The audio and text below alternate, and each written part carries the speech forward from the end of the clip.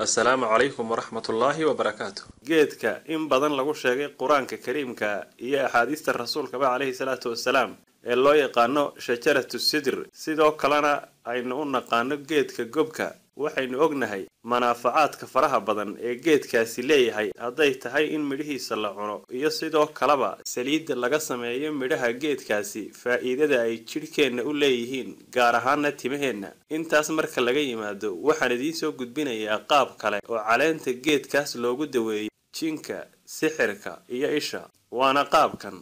waxaad soo qaadaa 7 xabo oo kamid ah caleenta geedkaas kadibna waxaad ku burburisaa 2 dhagax dhexdood ama wax la mid ah marka aad burburiso waxaad soo qaadaa qadar biyo ah oo ku filan inaad ku maydhato sida litir iyo wax la mid ah inta kadib caleentii oo aad burburisay waxaad ku dartaa biyihii sida aad arkaysaan markaad ku darto kadibna isku lux markay isla falgalaan biyihii oo aad ku dartay 7 xabbe caleenta hayad burburisay waxaad ku akhridaa quraanka kariimka inta aad awoodo sida aayatul kursi suuratul faatiha suuratul ikhlaas suuratul falaq iyo suuratul naas kadibna 3 jeer kabo 3 jeer markaad kabato inta soo hadhayna ku maydho sixirka iyo jinka iyo ishaba sidaasaad kaga caafimaadaysaa biidnillaahi subhanahu wa ta'ala